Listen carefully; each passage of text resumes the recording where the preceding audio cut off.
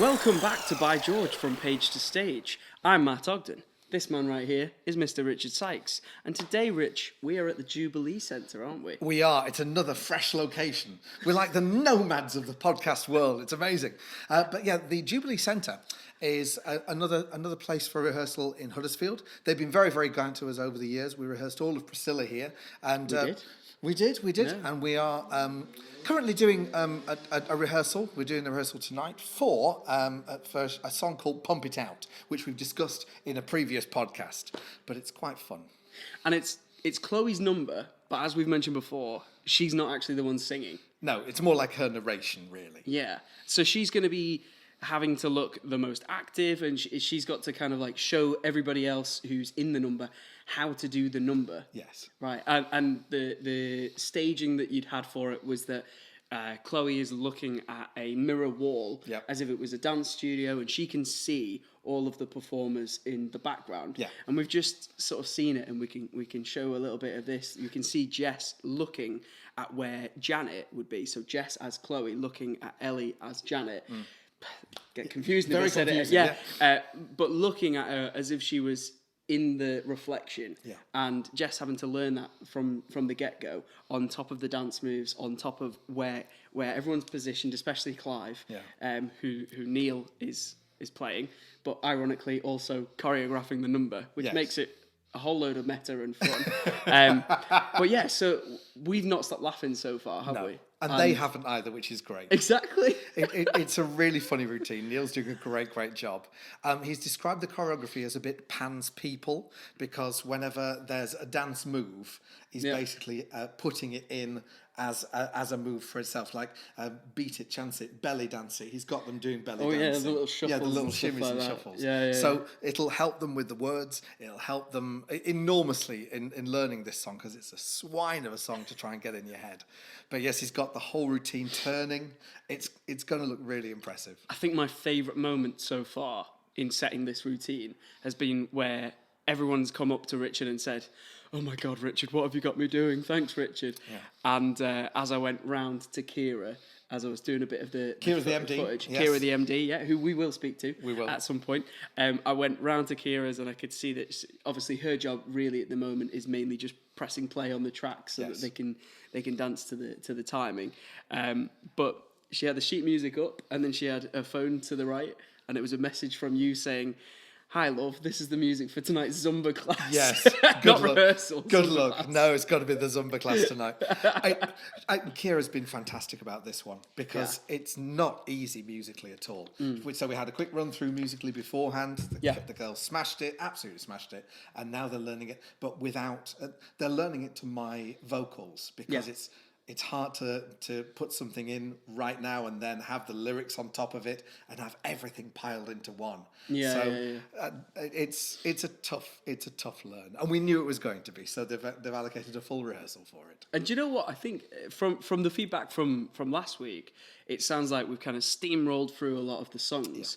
And basically what's happened now is we can get just down to the nitty-gritty, really. We can get down to, let's set the number, let's do the action and get the words. And as you say, when you're doing movement that fits to the words that you're doing, that helps so much, especially if, like some of them, you haven't done a musical for 15, 20 years.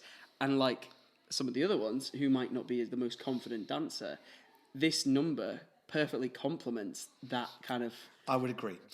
There's another reason why these rehearsals are as they are at the moment. The rehearsal schedule, because it's being run over summer, has been kind of inverted, because we are having to cram an awful lot into the first part before all the kids break up for the 6-week holidays, and suddenly all the parents, suddenly all the parents have to go home and tend their children. So we are there is a 2-week break in the middle where everything is sort of consolidated and you can go away and learn it. We're also filming as we go as well, not just for the podcast but for the rehearsals, so that people can watch these tapes later on and just get it in their minds. But there is such commitment to this show.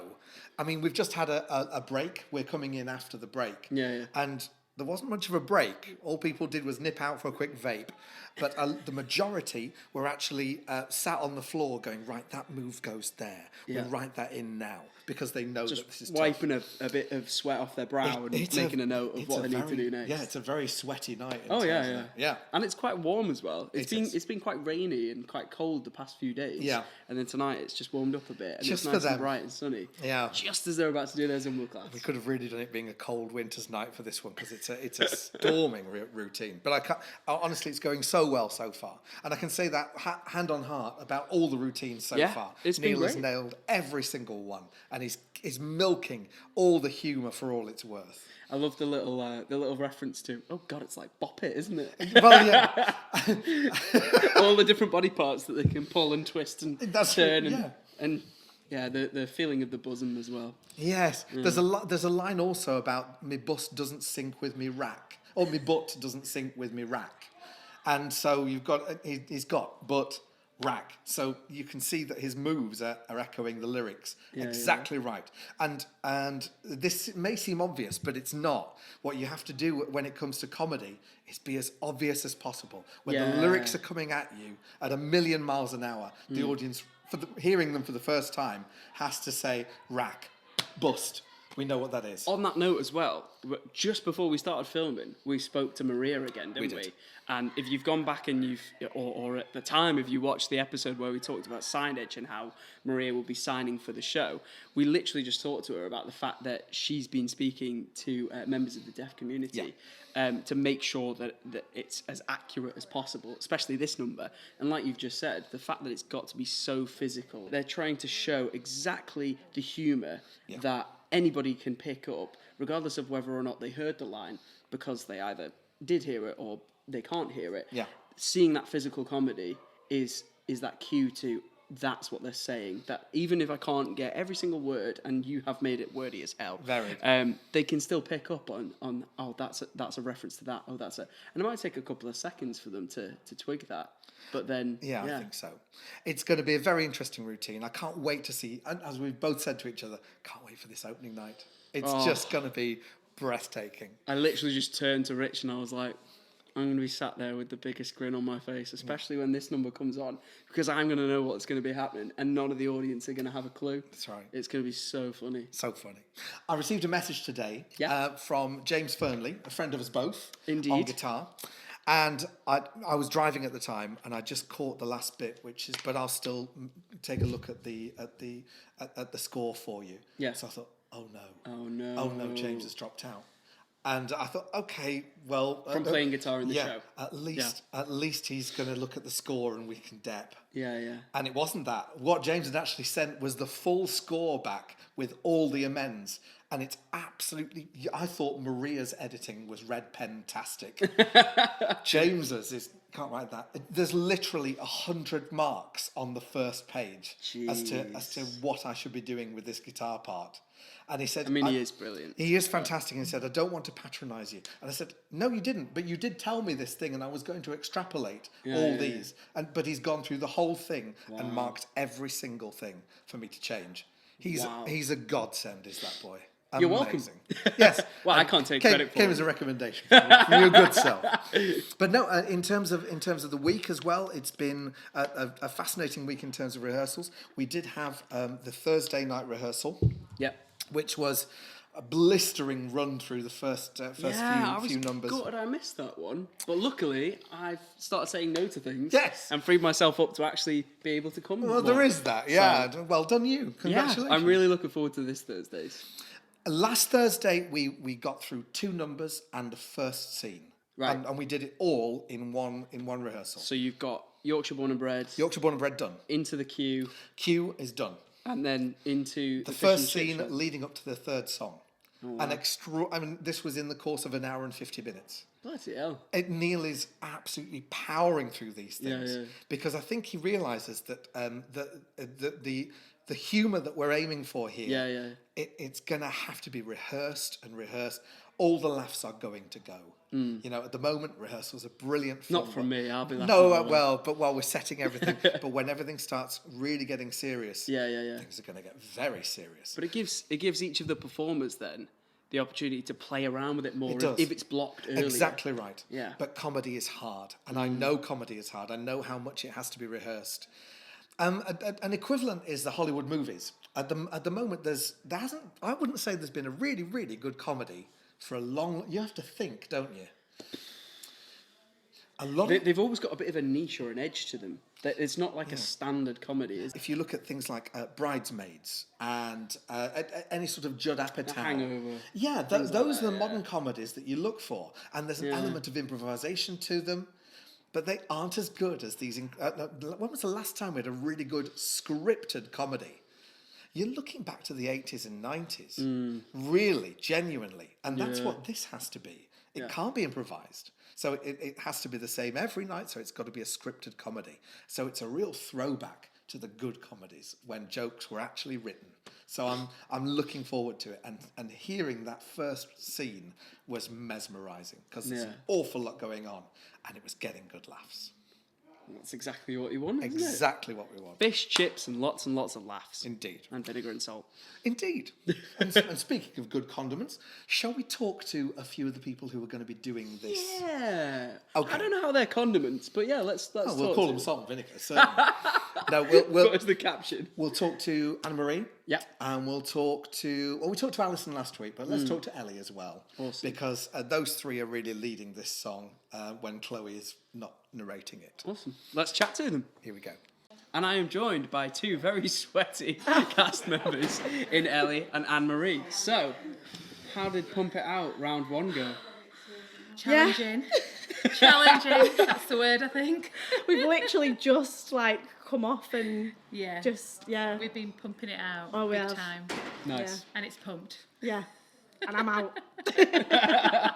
So there's a lot of lines going on. Obviously, you guys generally don't really have too many lines. You've got a lot of actions that you've got to do. So what's kind of the biggest challenge so far, do you reckon, with this number? It's the speed, isn't it? It's got to be the speed and the number of words. You know, we've got, the three of us have got to sing while we're actually moving quite rigorously. And not in a very natural way for me anyway. So yeah, it's challenging, and the speed of it's challenging, and remembering the words and actually being able to have the breath to sing the words. And the energy, for me, it's definitely keeping the energy up. Yeah. And maintaining that whilst everything Anne-Marie's just said as well. So in terms of like the lines, as you say, I guess the challenge is that Richard's written them at 100 miles an hour. And you've got to do the actions at the same time as singing them. Are you finding that some of the actions, because you're doing something that represents what that word is, helps to kind of retain it a little bit better? 100%. Definitely, And I think it's going to actually help us learn the words, learning the actions. It's such a wordy song. They tie together really well, don't they? So the way it's been choreographed, Neil's done a great job putting it together. And although it's fast, I think it's gonna work. Definitely. I've loved it, but oh my God. Yeah. And we're all sat on this sticky sofa, peeling off it, We'll sit forward and you won't be we're all peeling very off. close right now as well, so. Yeah, we did pick the shortest, the smallest. So It's very cozy. It's a good job we all know each It other. felt like there was a lot more room when it was just me and Rich, to be honest. But you're only little and I'm only little. Yeah, And I'm my not feet little. don't touch the floor right now. So with your characters, what's actually going on in this scene? For people who are watching or listening who have no idea what Pump It Out is, what's actually happening in this scene? So it's meant to be a Zumba class that's led by Jess, who's playing Chloe. And there's lots of things going on in the scene, but it starts off with kind of everyone chatting and stuff and kind of having a good natter like you do in exercise classes. Yeah. And then there's a little bit of a conversation of my characters, Hendu, which Marge is planning, and much to my dismay. Yes, she's not exactly planning it right. She's taking over the whole thing, and there's some discussion around that. And yeah, a lot of digs about your wedding dress being tight, and then you flash a bit as well. Don't you? You have a wardrobe malfunction, and then Lil. So you come off worse, really, don't you? Yeah, there's a bit of gossip as well, actually, because there's when there's Lil and Marge. Oh, there is at the beginning, and then you find out a lot about Marge in this scene. Yeah. So you find out.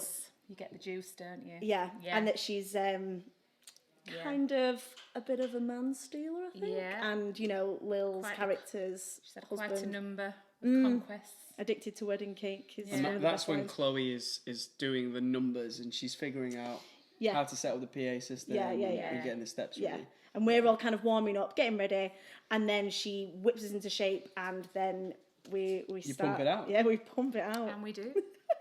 So what's actually the point of this Zumba class? Are the characters, are they going to the Zumba class already, or is it specifically it's because they're just- getting ready? They're getting tortured. Yeah. They just want to be tortured, don't Yeah, they? yeah, By yeah, Chloe. yeah. Chloe's brilliant. Yeah, She's yeah. fierce. She's fierce. And she whips us into shape, or tries to. Yeah. Got to burn off those fish and chips, Yeah. you see. So. Yeah. Someone has to. One of the comments that I love the fact that Neil said, with the fish and chip shop kind of vendor that we're going to have at the theatre, is that after that routine, you guys are probably going to be absolutely knackered and you're going to want a fish and chips. We would so deserve it. we're kind will of be guaranteeing having- some yeah. sales there already Oh, for yeah, them. definitely. So that's So, reaping yeah. the money back, isn't it? Definitely. Chip but of tea. Stuff in my face, like, Yeah. I heard this. But do you reckon, like, with this is the most physical number in the show? Yeah. And because it's relatively early on, do you reckon you're going to have enough time to get ready for the We'll next make scene? time. We'll Yeah. make I time. I thought hope you meant it, to get like- the fish and chip shop. Yeah, I thought you meant Oh, that. no. Oh, we'll make If you're not time for making fish and time We'll for chips. make that, time for fail. that. But yeah, I mean, we'll try to be the next scene as well, because it is in a pub, I believe, isn't it? In terms of this number in the show, compared to what you've done so far, because we've only obviously started setting stuff the past kind of week, how does this compare to the other I want numbers it so to far? punch everyone in the face. I want it to like wake everyone up and be like, this is like so energetic. I want people to be absolutely wetting themselves. And there's so much going on. And I think it would be really fun to kind of like, where's Wally, but in a scene, in the sense that you're like, oh, what's going on there and what's going on there? And there's like loads of little kind of different characters That's in the one. nice thing, isn't it? It introduces Yeah. so many, because until then it's been sort of more chip shop based, hasn't it? Yeah, But it just yeah. brings all the sort of girly stuff in, and the raucous women and different, the strong women that we've got in it, and it's just full of energy, full of comedy, and How are you finding it as well with the staging? Obviously, Rich and I have talked about the fact that there's a mirror wall where the audience are going to be. So when Chloe's talking to you guys, she's kind of looking at, say where Janet is. So she's looking dead ahead and she's seeing where you are. One of my favourite moments was the fact that when she criticises the fact that you Tight around the arms. That one. when she criticises you immediately, as soon as she's turned her back, just put a finger up at her. Is getting used to that staging early on? Do you think that's critical to not just learning the routine, but also knowing, where each of the other characters are in the scene? Yeah, I think so, yeah. I think the more you kind of think about that early on, I know that at the minute we're still learning things, but the more you're putting in, the more you're bringing character to it, the more you're bringing energy to it early on, the better it'll be. I think just do it from the start and go as you mean to carry on. And the good thing is you can make mistakes, because Yeah. as Neil says, in every Zumba class, Exactly. there's a few So the non-Zumbas. pressure's really off in that Exactly. sense. But yeah. This is what I was saying with Rich. I was like, the beauty of a scene like this is that you don't have to have the best dancers on stage at any one time. It's better if you're not. For the physical comedy, it probably is It is, even more effective when you've got someone who's slightly out of time or Yeah. completely out of breath for real. But yeah, But we will try. Yeah, I think that's the thing. Like, looking knackered is actually more knackering. Yeah. Because you've got to put energy into being like, oh my God, this is the worst thing ever. And that can actually be more exhausting than doing it right. yeah, Trying to If do that it in makes character. sense. You're trying to do the dancing in character Yeah, as your character because you're would just find doing it over the top to make everyone Yeah. laugh. It's very kind of like... But I we're don't know, ordinary clowning. women, aren't we? We're ordinary women who go out on a Friday night boozing, and we're not people who are sort of major fitness enthusiasts. So it's all good. Yeah, we can Bit of method acting throw it there. in. Yeah. you're not getting married though. Oh, no, it's not on the cards right now. No. Currently. Thank you very much for joining us. Thank you. Well, And This is I'll great. see you when you're less sweaty. Yeah. Oh, I need a shower. Which isn't hard. Oh. So, pump it out. We shall. Wow, what a fun rehearsal. Yeah, great stuff. And great chatting to Anne-Marie, great chatting to Ellie. sorry, girls, because obviously you're really sweaty after that. So we probably should have thought of that, but never mind. So what do we need to mention this week, Rich? What's the latest on what's happening in terms of behind the scenes, not just the rehearsal side, but the marketing, the ticket sales? What do we need to mention? For me, the big movement this week has been in sound.